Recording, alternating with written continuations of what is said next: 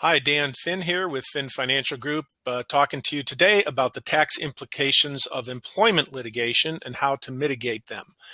Today's session, I'm going to show you an example, assuming that we have a single taxpayer who recently resolved a lawsuit, an employment lawsuit. Let's say it's wrongful termination for $1 million after attorney fees.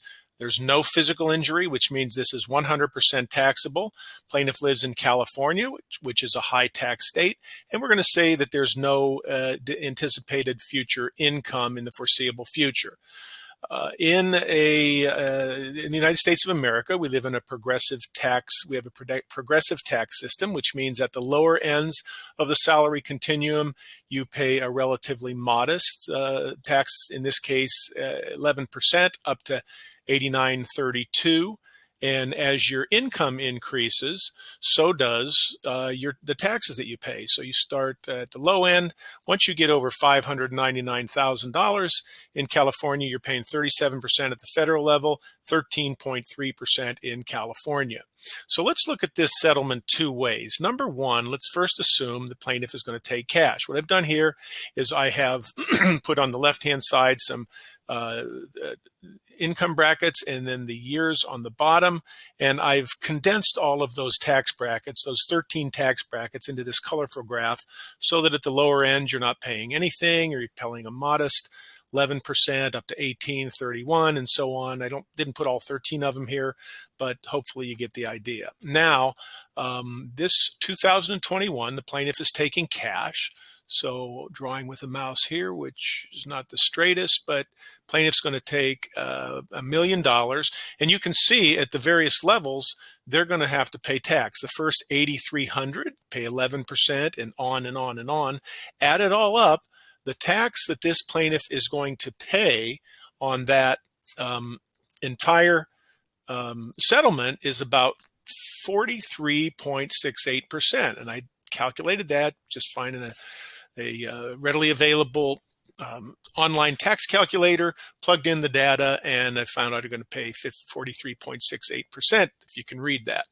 But there's a better way. What if instead you took this $1 million and broke it out into little chunks, so that you took that $100,000, or that $1 million rather, and you paid 10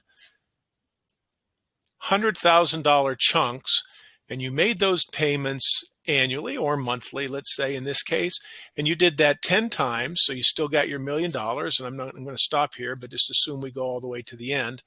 And in reality, you're going to earn a little bit of interest on top of this, but for the time being, let's just say there is no interest, even if there is no interest on this.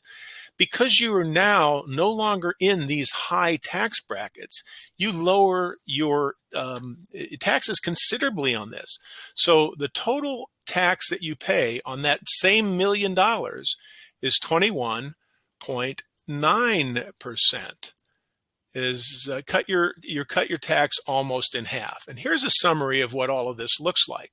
If we compare the two, you can see the cash, $1 million, pay $436,000 in tax. There's no guaranteed income. After tax net, a little more than half of it. Total effective rate of return, 43.68%. When you structure it, however, over 10 years, that same $1 million is paid out, but because you've lowered your taxes, you only pay $210,930 in taxes, plus you receive some after-tax guaranteed income from the structure. Not a ton, but it's enough to make a difference. And the difference here is you end up with $812,820, 21.9% tax bracket. The difference here is not insignificant.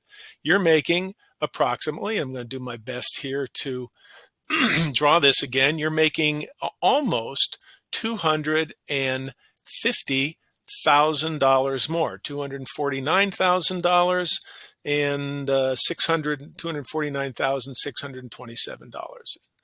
So no question, structure is going to net the person a lot more money, safely, securely, legally, the much more easy way to resolve a personal injury settlement. This works on smaller settlements from $100,000 to $200,000 all the way up into the multi-millions. Obviously, the higher the settlement, the more valuable structuring is going to be. And that's it. Thank you for watching. Appreciate it. If you have any questions, feel free to look us up. Give us a call. No cost, no obligation. Happy to help you analyze your situation. Have a great rest of the day.